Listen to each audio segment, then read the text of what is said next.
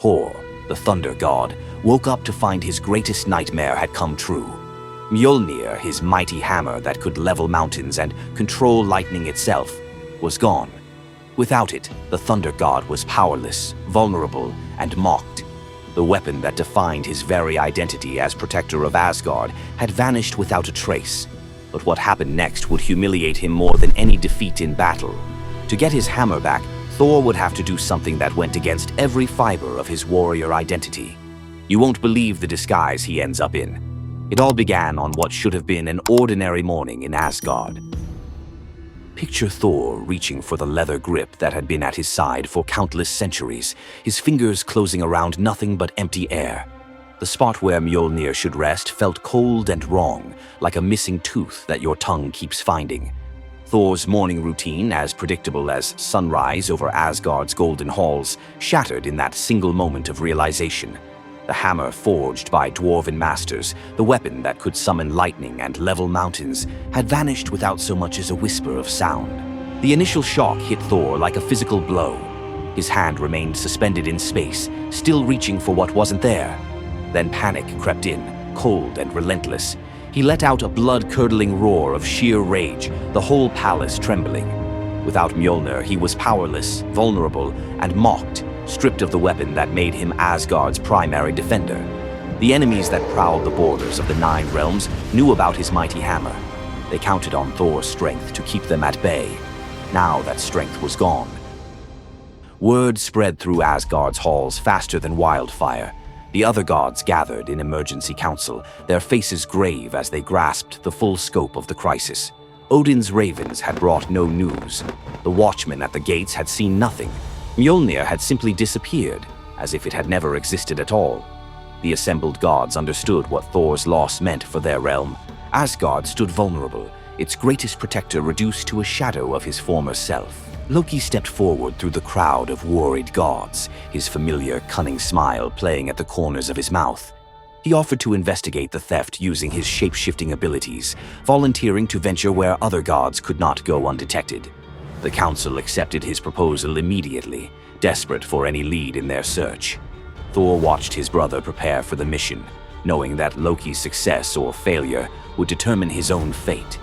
Loki first borrowed Freya's magic feathered coat, allowing him to fly in falcon form to Jotunheim without raising alarms. Each dead end pushed Thor deeper into desperation. He imagined facing his enemies defenseless, their laughter echoing as they realized the thunder god carried no thunder. The trail finally led to the most dangerous territory of all, Jotunheim, the realm of the giants. Loki strode into the council chamber with the confident gait of someone who had solved a mystery, but his expression carried an ominous weight. The giant Thrym, lord of the frost giants, had openly boasted about his theft from his massive throne of ice and stone. He had buried Mjolnir 8 leagues beneath the frozen earth of his realm, thrice deeper than any giant's hall, he claimed, placing it where even Thor's strength would be useless. Thrym had what he thought was a simple demand for the Norse gods. He wanted the beautiful goddess Freya as his bride in exchange for the hammer's return. The giant had fixated on her legendary beauty and grace, convinced that possessing both Mjolnir and the goddess of love would make him the most powerful being in all the 9 realms. His arrogance knew no bounds as he described his elaborate wedding plans to Loki, speaking of golden halls and feasts that would last for weeks. Thrym believed the gods had no choice but to accept his terms. When Loki spoke to the council about Thrym's demand, the council fell silent. Freya's reaction shattered the tense quiet that followed Loki's report, causing her rage to break the Brysinger necklace, its gems scattering across the floor in glittering fragments.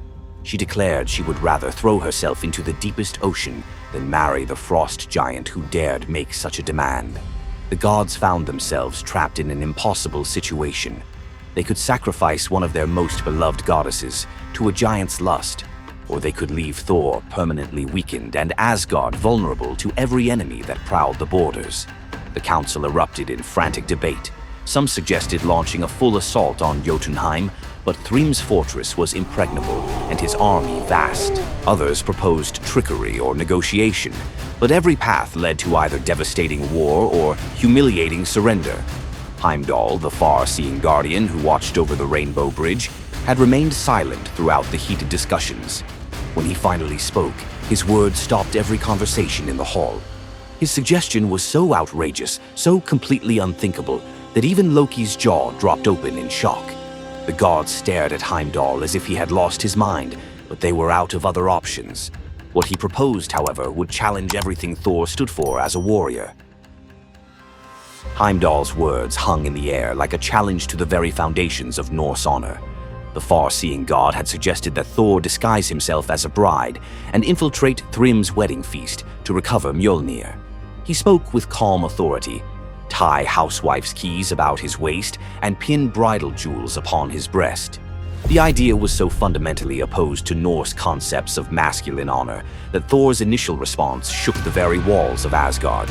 He declared the plan preposterous and swore he would never hear the end of it if word spread that the Thunder God had dressed as a woman. The assembled gods watched in tense silence as their mightiest protector wrestled with a challenge that could not be solved through brute force or lightning strikes. They had already considered launching a full assault on Jotunheim, but Thrym's fortress was impregnable and his army vast. No other choice remained. Thor paced the hall like a caged wolf, his massive fists clenched as he grappled with the impossible choice between his warrior's pride and his duty to protect Asgard. Every instinct in his body rebelled against the idea of abandoning his identity as a fearsome warrior to play the role of a delicate bride. Loki stepped forward with barely contained excitement, volunteering to accompany Thor as his maidservant. The trickster god's eagerness to participate in this elaborate deception revealed his true nature. While Thor struggled with the concept, Loki was already plotting the specifics of costumes, mannerisms, and the lies they would need to maintain throughout their dangerous mission. The transformation began with layers of bridal linen draped over Thor's massive frame.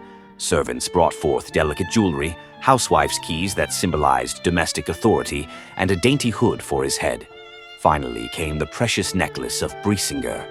Each item added to the disguise felt like another blow to Thor's warrior identity.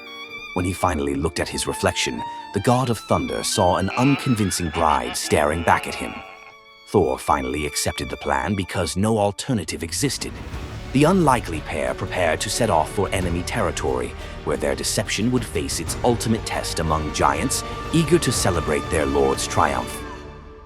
The great hall of Thrym's fortress buzzed with excitement as giants gathered to witness their lord's marriage to the most beautiful goddess in all the 9 realms. Thor sat at the high table in his bridal disguise, surrounded by massive frost giants who raised their drinking horns in celebration. The feast spread before them displayed the giants' wealth and power. Roasted oxen filled enormous platters, fresh salmon gleamed on silver dishes, and barrels of mead stood ready to fuel the night's festivities. Thor's legendary appetite struck like a thunderbolt. He polished off an ox and ate whole salmon in moments, tearing through the meat as if he hadn't eaten in weeks. 3 measures of mead vanished as quickly as if someone had poured them into a bottomless pit. The assembled giants watched in stunned silence as the delicate bride consumed more food than most warriors could handle. Thrym's eyes narrowed with growing suspicion. This goddess ate like a battle-hardened warrior, returning from a long campaign, not like the refined Freya he expected to marry. Loki stepped forward with the smooth confidence of a master storyteller. He spun a tale about Freya's 8-day fast in eager anticipation of reaching Jotunheim and marrying the mighty Thrym. The explanation painted a picture of a lovesick goddess, so excited about her wedding that she had refused all food during her journey. The giants nodded in understanding, their suspicions melting away as they accepted this romantic explanation.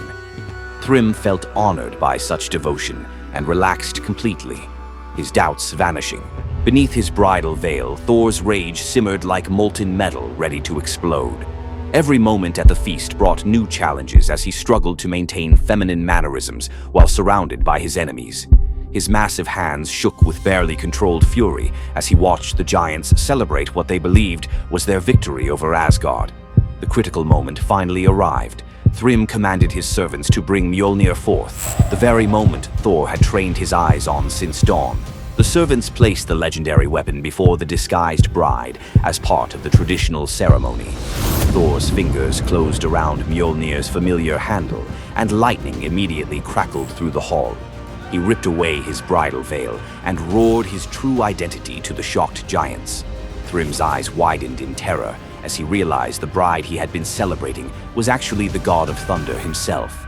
Thor swung Mjolnir, killing Thrym instantly after crushing his skull with Mjolnir, then turned on the assembled giants, and even the pleading giantess met Mjolnir's crack before the hall fell silent.